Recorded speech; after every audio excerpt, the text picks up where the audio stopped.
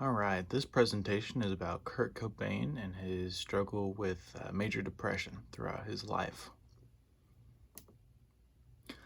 Who was Kurt Cobain? Unfortunately, a lot of people are kind of unfamiliar with the depths of the story of who Kurt Cobain really was. He was the lead singer of a band named Nirvana, who's gained quite a lot of popularity even um, through the unfortunate dismembering of the band, and it rose to fame very quickly in the early 90s, actually, and he was an idol by the youth of that generation. He was kind of credited for forming a new genre of music.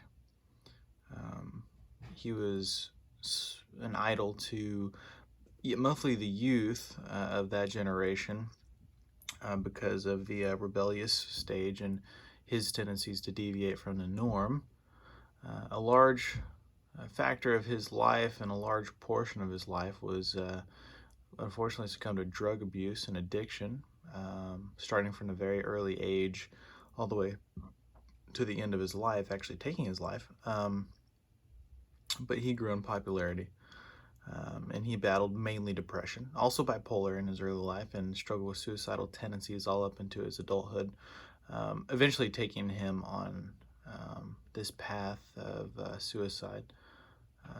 And he took his own life in 1994. It took away a movement of grunge type music that he really crafted, and it shocked a lot of the hearts of the people in the industry who followed music, and those who sank a good portion of their life and heart and soul into it. It was devastating. So the 4 Ds of abnormality: deviance. So he took part in art as self-expression, as you can see in the top right corner. This is one of his original pieces. An interesting fact, he even used his and his wife's own blood to paint with as part of his artwork. That is quite deviant from the norm there. Distress. So Kurt's early suicidal ideation, he grew up in a town that was actually, the suicide rate was 27 out of 100,000, which is actually twice the national average. Kind of growing up with this idea of suicide at an early age created a lot of distress throughout his life. It kind of tormented him and actually, ended up taking his life. So, as far as dysfunction goes, he chose to self-medicate instead of actually coping or seeking professional help with his mental issues. And one would label this as quite dysfunctional, as um, that is not how it obviously should be handled. And unfortunately, it led him down a very dark path of dysfunction. So danger. He overdosed multiple times. His wife unfortunately had to find him ghost white, unconscious on the floor, blood dripping out of his nose a couple of times. And there's a good amount of times that he almost died, proving himself to be a danger to his own livelihood. And eventually that was what took it, the danger to himself. So how the DSM-5 classifies it. Obviously, there are the types of depressive disorders, but his was major depressive, and the symptoms are a depressed mood, a diminished interest or loss of pleasure in almost all activities, a significant weight change or appetite disturbance. See, Kurt suffered from a depressed mood, and there were a lot of interviews that you could see him and go back and kind of witness this for yourself, and the way that he talked about his life and how he went about all of his activities and his pleasure in his activities. And a lot of them were kind of dysfunctional. So that was definitely a significant attribute. The weight change was not so much hit on there. Sleep disturbance, there was a lot of medication to try and alleviate this. Depressants, ups and downs, and it was a real roller coaster of substance abuse. And fatigue or loss of energy. He describes a lot of the times where he didn't feel up to doing anything at all. and the feeling of worthlessness. He struggled through this from the very early points of his life. And like I said, a lot of interviews kind of saying that he was worthless and he would never amount to much, and he can't believe he got to the fame and level that he did because of how little he thought about himself. A diminished ability to think or concentrate. This also goes into his substance abuse. He didn't have the ability to get control of his thinking and concentrating in the way he wanted it, so he turned to substance to help either boost or numb that portion of himself. Recurrent thoughts of death or suicidal ideation. That was what took his life. So I think it's safe to say that he suffered from that quite bad. So the biological model, the causes, there's a chemical imbalance, obviously from the very beginning of his life, um, and that was totally out of his control, and it could have been purely biological. As some of the traits were, the nature versus nurture concept, which was the nature part, chemical imbalance in his biology. And the treatment, so obviously one would suggest certain medications to combat the chemical imbalances within his body and his brain, and hopefully get everything back on track. But unfortunately, he turned to self-medication instead of prescription. So the psychoanalytical model, so the causes, there's a therapy of the body's natural instinct to repress certain harmful memories and experiences. So that's something that the body copes with. And some of those repressed harmful memories are unattended, and they tend to wreak some havoc and severe mental issues. And for Kurt's case, it resulted in substance abuse.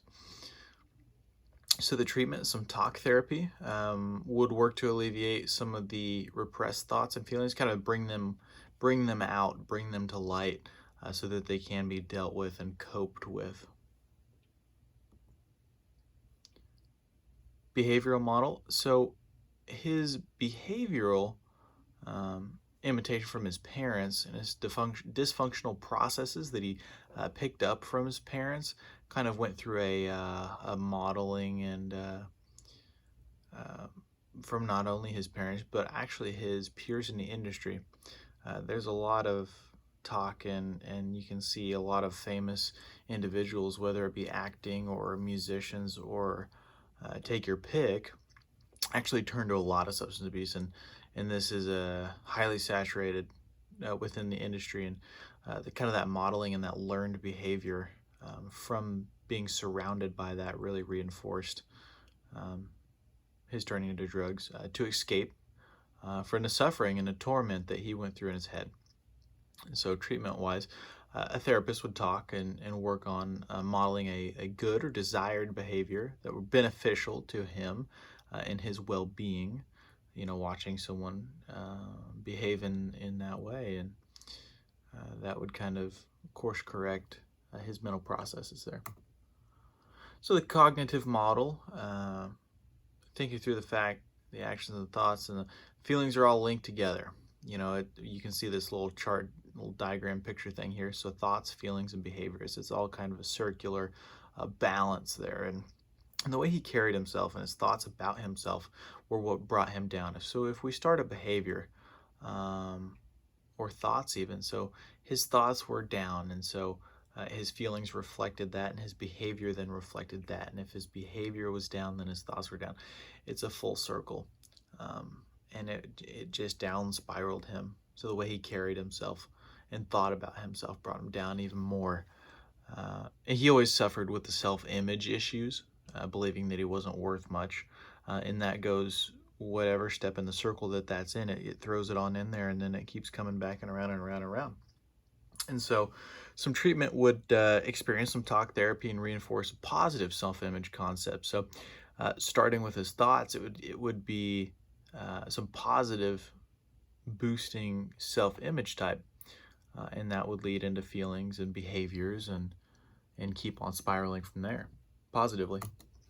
So the humanistic model, this sheds light on the fact that he wasn't being true to himself, and accepting his differences is good. And so this is actually a picture of him, his wife, and his child. Um, and a lot of the times he wasn't honest with everyone about what he was going through. He tried to internalize it a lot, and not a lot of light was shed on the fact that he wasn't being true to himself or to others about himself. Uh, the treatments would be some talk therapy, and it would be the primary method in the humanistic model, aiming to point out their choices and actions to solidify the idea of true identity. The sociocultural model. So the sociocultural model takes a look at the culture in which the individual was brought up and how that affects who they become and why they act a certain way. His family and his personal upbringing and background laid a foundation for this model. So when he was being brought up in his home, he saw a lot of less than ideal conditions that we talked about a little bit earlier, kind of reinforce some of the negative thinkings, and so, going back to this foundation, that goes along with sociocultural. Culture, the environment in which he was brought up goes along with that. So, as treatments, a counseling, a therapeutic type session, diving into his background, how his family treated him and their expectations, and how that sculpted his distress that he lived with every day of his life. And that's it. Thank you so much.